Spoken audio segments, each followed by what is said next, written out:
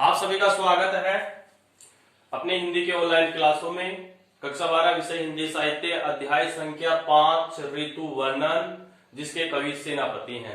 आज यहाँ पर हम अंतिम पद है वो सेनापति का पढ़ने जा रहे हैं। ठीक है भाई, चौथा पद है, इसके साथ अपना पाठ पूरा हो जाएगा और पद भाग है आज इसी के साथ संपूर्ण पूरा हो जाएगा। ठीक है, तो पहले पढ़ लेते हैं। देखे छिति अंबर जले हैं चारी ओर छोर, तीन तरबर सब ही को रूप हर्यो है। महाझर लागे ज्योति भादव की होती चले, जलद पवन तन सेक मानो पर्यो है। दारुण तरनी तरे नदी सुख पावे सब, श्री गण छाह चाहिए उचित धर्यो है।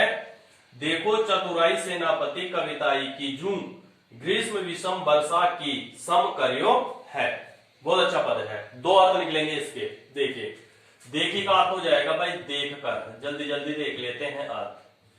क्षिति का अर्थ होता है पृथ्वी, ठीक है। अंबर का अर्थ होता है आकाश, ठीक है। जले, जल रहे हैं, ठीक है। और दूसरा अर्थ हो जाएगा जल ही जल, जल ही जल, ठीक है। चारों ओर छोर, चारों ओर पृथ्वी की दिशाएं, ऐसे ले लेना आप तो, ठीक है। तीन वृक्ष, ठीक है।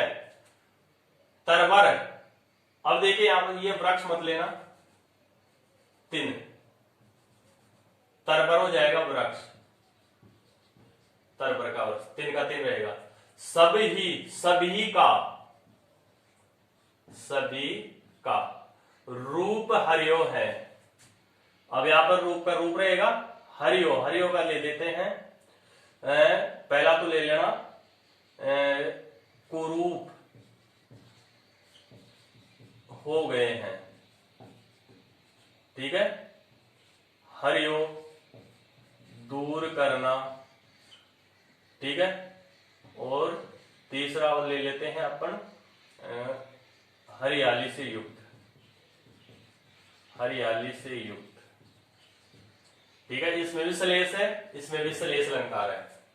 महाझर, महान झड़ी, बरसात की झड़ी ऐसे ले लेना। लागे, लगी, ज्योति प्रकाश या बिजली। भादव का मतलब भादवे का महीना, भादवे का महीना। की होती चले, होती का मतलब होकर चले। जलद बादल, पवन हवा, तन शरीर, सेक गर्मी या तपन। मानो, मानो आने से कौन सा अलंकार बन जाएगा? उत्प्रेक्षा अलंकार है। पर्यो है, गिरा है, ठीक है। दारुण भयंकर, तरनी सूर्य, दूसरा है नाव। तरे तैरकर, नदी का मतलब नदी, सुख का मतलब आनंद। पावे प्राप्त करते हैं सभी, ठीक है। श्री शीतल, घन बादल, छाह छाया। चाहिए हो चाहते हैं, चित्त रिधे, धर्यो धारण करना, ठीक है, धारण करना। देखो चतुराई का मतलब चतुराई रहेगा, चालाकी, चालाकी। कविताई, कविता की जूं का मतलब जैसे। ग्रीष्म गर्मी, विषम भयंकर, वर्षा वर्षा, सम समान। सम आ गया तो कौन सा अलंकार बन गया?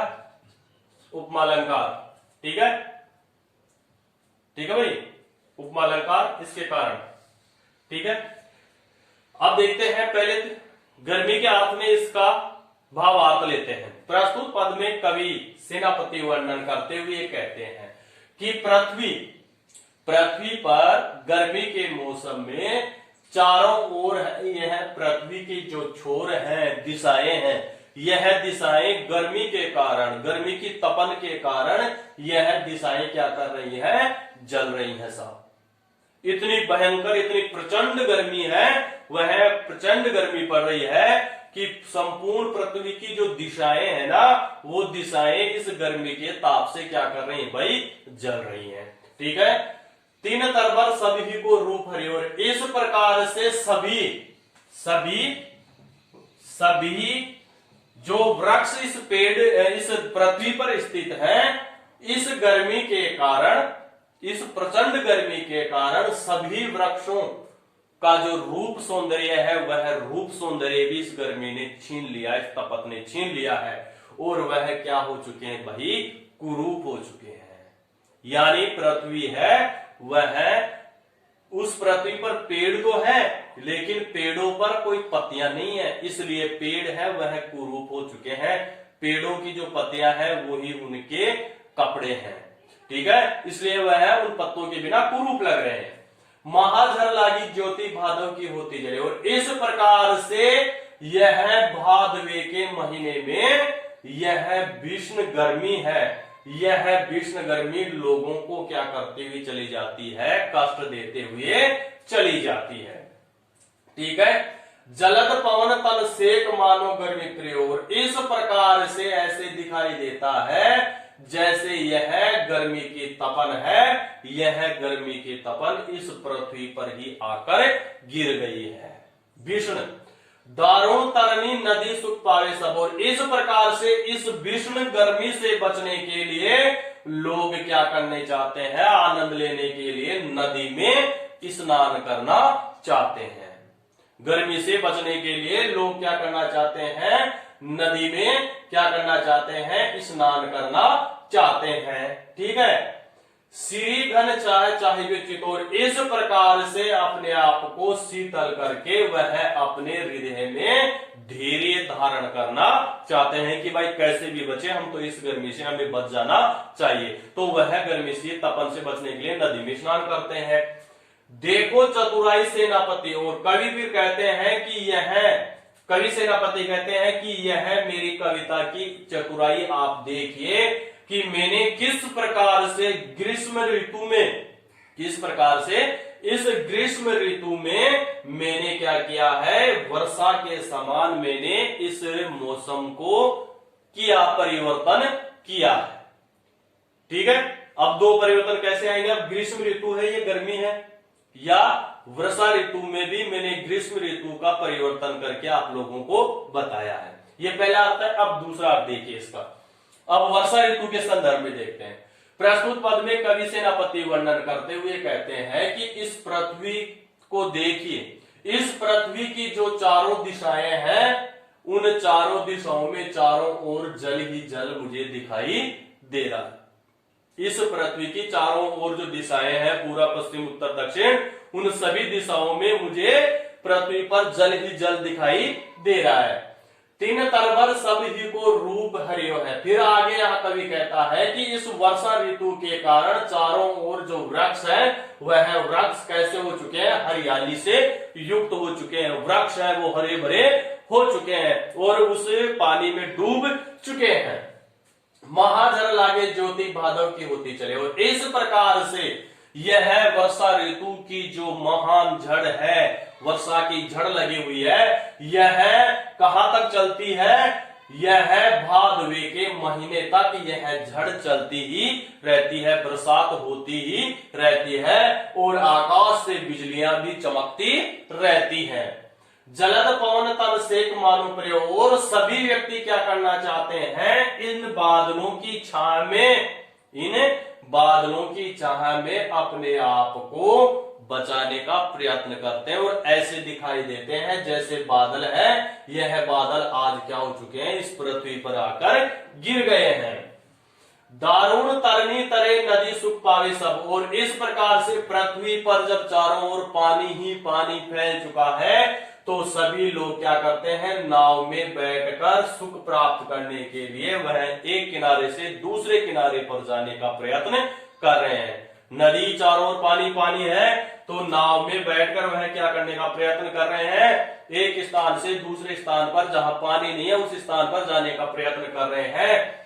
श्री गण छाह चाहिए उचित धरी। और इस प्रकार से इस बादलों की छाह को जो शीतल कर रही थी, इस शीतल करने वाली छाह से सभी लोग अपने हृदय में धैर्य धारण करके उससे बचना चाहते हैं।